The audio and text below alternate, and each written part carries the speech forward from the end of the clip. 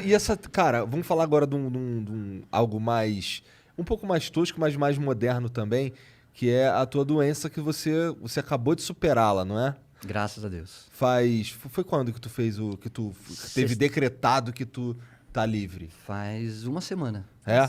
Foi sexta-feira retrasada, vai. É? É. E como é que foi encarar isso, cara, pra você? Cara, tipo, na hora que você recebe a notícia, é uma porrada, né? Pô, tua esposa começa a chorar, tua mãe chora, teus amigos começam a te ligar chorando. Então, você fala, cara, eu não quero morrer. Claro. Pô, eu sempre fui um cara saudável, sempre fiz exercício, sempre me cuidei. De repente me aparece um linfoma. Eu fui fazer uma fisioterapia de prevenção para o joelho, porque eu tenho 3 cirurgias no joelho, então eu alongo, de vez em quando ele dá uma soltada. E no final ele me achou mais tenso e falou, vira, quero alongar teu pescoço. E ele achou um caroço. Eu falei, pô, você viu que tem um carocinho aqui? Cara, eu pus a mão assim e falei, não vi, mas tem mesmo.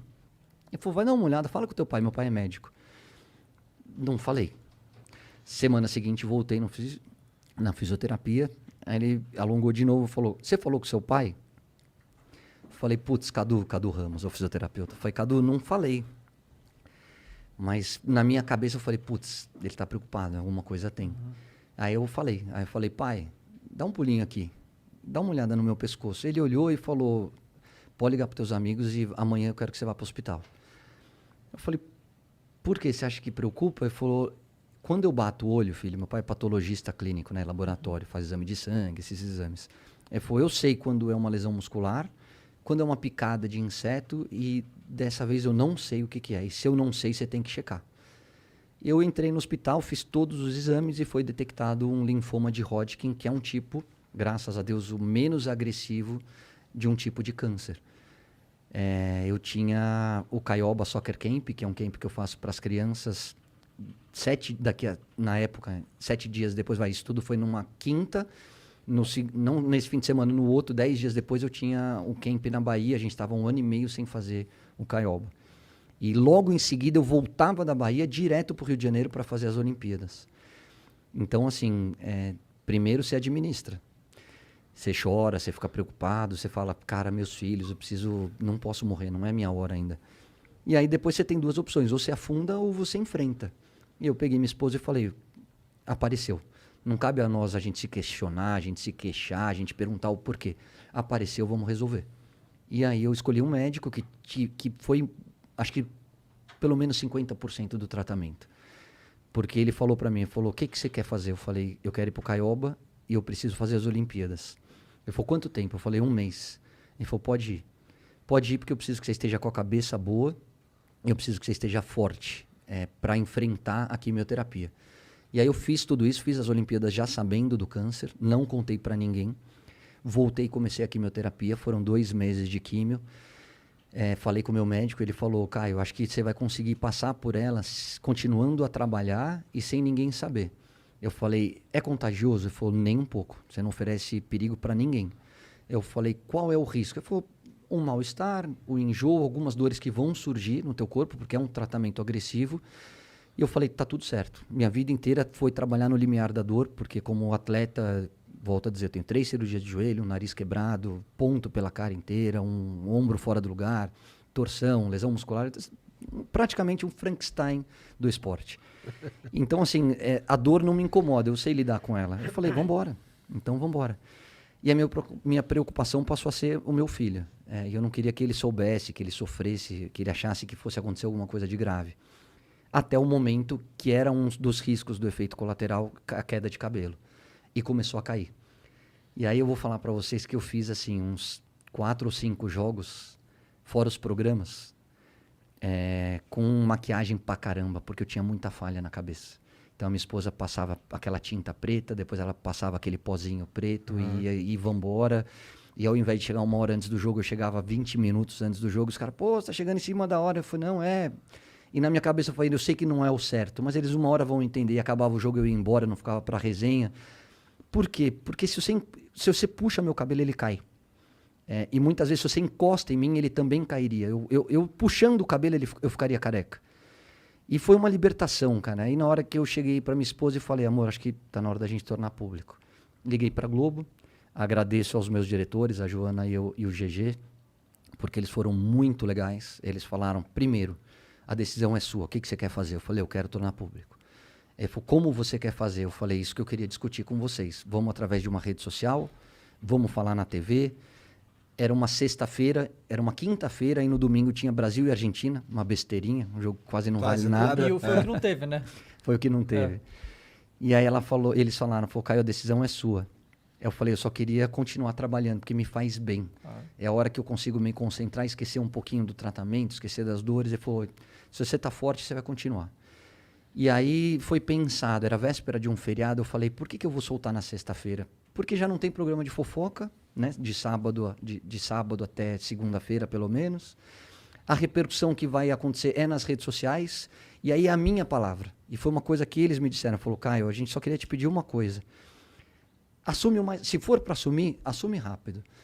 Por quê? Porque se as pessoas perceberem que você está ficando careca, vão começar a especular.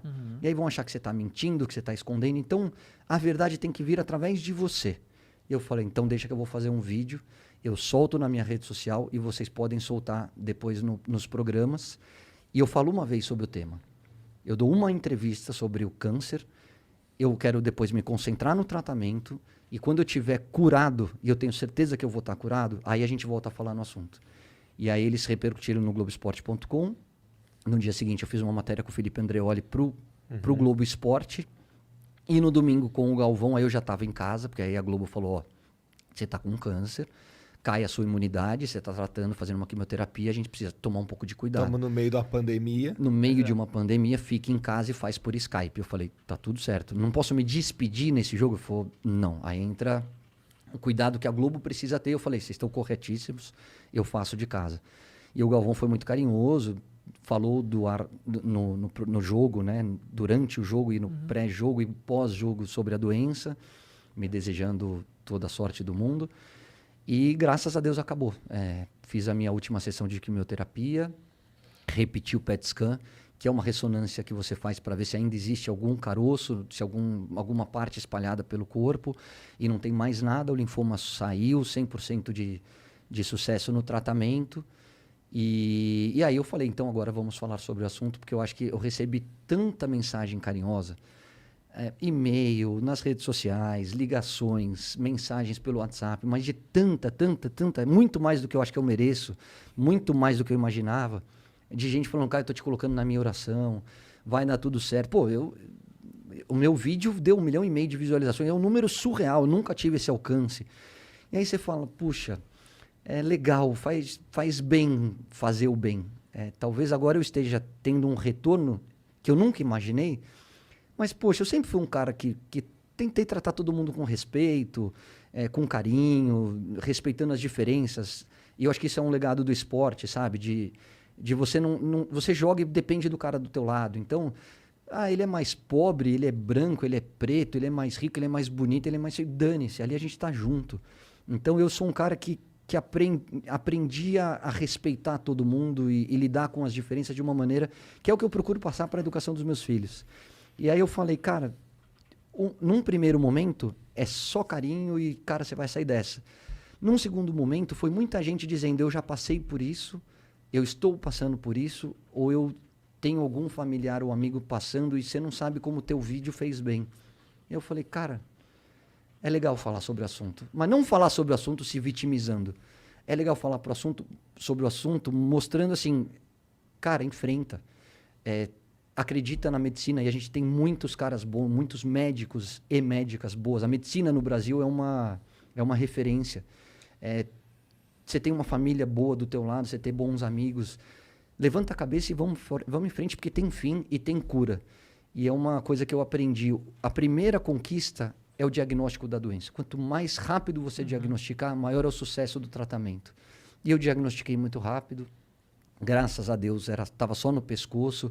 Graças a Deus, hoje eu estou zerado, sem risco nenhum. Começa uma radioterapia agora, que é leve, que não é nada demais. Mas como diz o Galvão, eu nunca encarei dessa forma, tá? Na minha cabeça era me manter forte, blindar um pouquinho meus filhos, para que eles não sofressem com isso. e passar de uma maneira muito serena por todo esse processo. Mas o Galvão falou, é o maior de um cara que se dedicou ao esporte, é o maior jogo da tua vida. E você vai vencer. E eu venci. Foi difícil? Foi difícil. 2 meses enjoo, algumas coisas, umas dores abdominais, tem dias mais fáceis, tem dias menos fáceis. Tem momentos que você fica em casa, tem momento que cai tua imunidade, putz, você tem um aniversário de um parente, você tem alguma coisa que você tá louco para ir, mesmo respeitando todos os protocolos de Covid, mas você pode estar lá, mas você fala, cara, você não pode, porque tua imunidade tá no zero, e aí se você pegar uma infecção, aí complica de verdade. Então você fica 2 meses em casa, cara. Você fica 2 meses jogado no sofá.